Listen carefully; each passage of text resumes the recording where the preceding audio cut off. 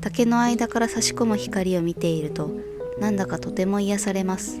電車が近づくと、このように音が鳴りながら遮断機が閉まります。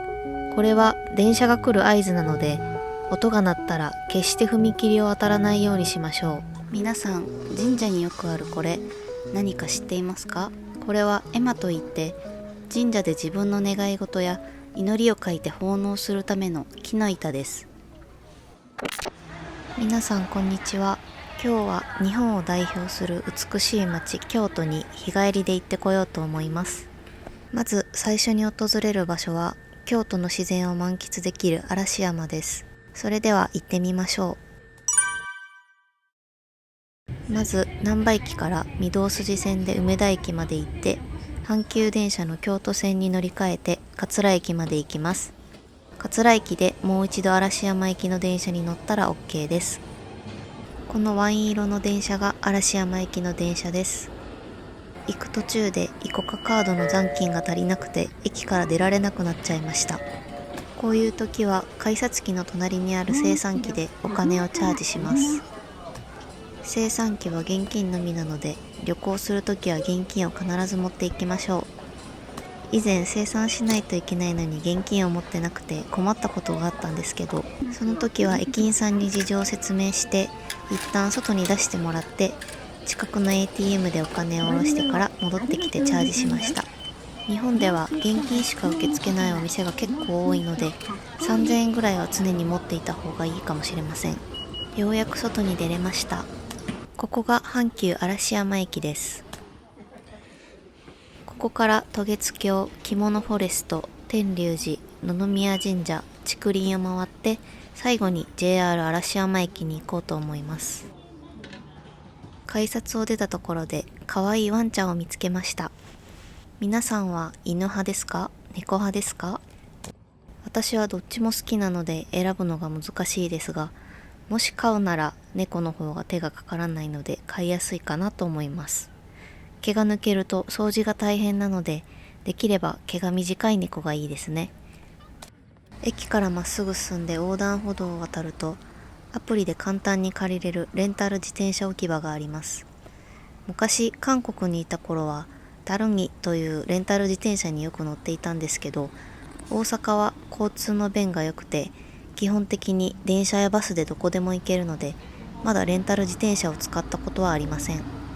近頃大阪はずっと寒い日が続いていたので、京都はもっと寒いかなと思っていたんですが、今日は暖かくて春のようなお天気でした。さらに進むと嵐山西市川第二公園があります。ここは観光客よりも子供連れの日本人が多かったです。公園の向かい側には夫婦の湯という温泉があります。ネットで調べてみたらとても人気のある温泉施設で、中には大浴場と露天風呂があるそうです。毎週日曜日は学生証を提示すれば学生割引を受けられるようです。Google マップのレビューも良かったので、嵐山観光のついでに行ってみてもいいかもしれません。次は渡月橋に向かって歩いていきます。向こうに見える橋が渡月橋です。今は川の整備をしてるみたいです。かわいいキティちゃんがたくさん並んでいますね。皆さんはこのスマホ充電レンタルをご存知ですか？これはチャージスポットといって、日本全国に設置されているモバイルバッテリーのレンタルサービスです。コンビニ、駅、ショッピングモール、カフェなど様々な場所に設置されているので、どこでも簡単に借りて返却することができます。携帯の充電がなくて困った時にとても助かるサービスです。渡月橋に到着しました。渡月橋は全長約155メートルの橋で、嵐山を代表する建築物の一つです。なぜこの橋が渡月橋という名前かというと、昔の天皇が満月の日に船遊びをしていて、月が橋の上を渡っているようだといったことに由来しています。渡月橋の下を流れている川は桂川と言います。実はこの桂川、名前が2つあるんです。どういうことかというと、上流では大井川、下流に行くと桂川と呼ばれています。同じ川なのに場所によって名前が違うって不思議ですよね。橋を渡り終えるとだんだんと人が多くなってきました。川の近くではボートもレンタルできるようです。調べてみたら1時間以内1隻2000円で1隻3人まで乗船可能だそうです。それでは次の目的地、着物フォレストを探しに行きましょう。嵐山には嵐山駅という名前の駅が3つあるんですが、少し歩くとそのうちの一つ、嵐電嵐山駅が見えます。着物フォレストはこの嵐電嵐山駅の近くにあります。奥の方に少し歩くと入り口が見えてきます。名前の通り、ここはたくさんの着物をテーマにしたアートが並べられているインスタ映えスポットです。この場所の特徴は何といっても本物の着物の生地を使って作られた色とりどりの柱です。まるで着物の森の中にいるような気分を味わえます。日本の伝統的な着物の柄が魅力的で、思わず写真を撮りたくなりますね。そして着物フォレストの周辺にはレンタル着物店やオリジナルグッズを販売しているお店もあります。ここでしか買えないお土産を探すのも楽しいと思います。着物フォレストを出ると京都オルゴール堂が見えます。オルゴールの美しい音色も聞こえます。今日は行く場所が多いのでパスしますね。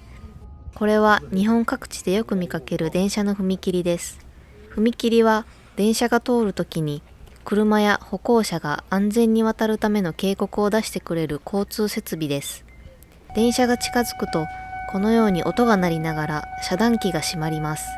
これは電車が来る合図なので、音が鳴ったら決して踏切を渡らないようにしましょう。もし踏切内に閉じ込められてしまったら、すぐに近くの非常ボタンを押して安全を確保してください。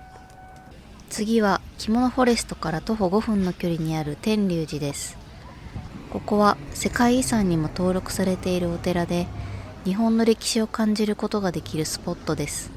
1339年に作られ、嵐山の自然と調和した美しい景観が特徴です。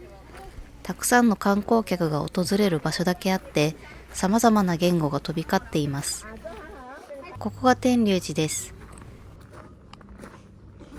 庭と本堂の参拝料は、大人は800円、小中学生は600円です。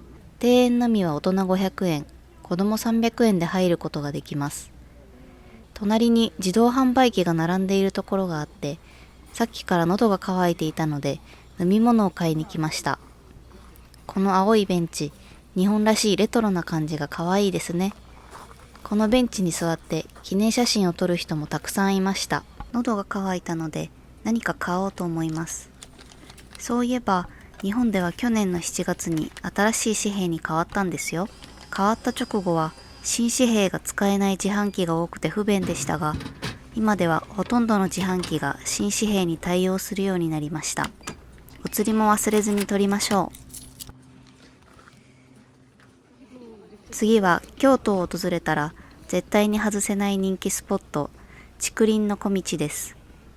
約400メートルの道の両側に背の高い竹がずらりと並んでいます。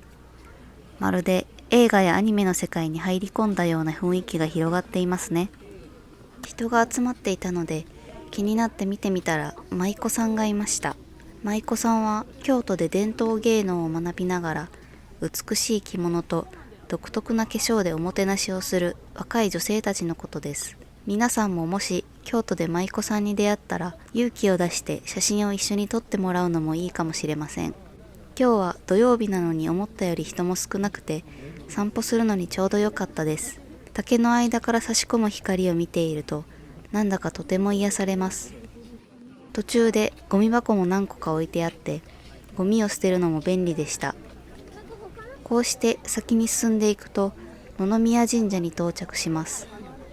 野々宮神社は昔天皇に仕えたお姫様が伊勢神宮へ行く前に心と体を清めた場所と言われています。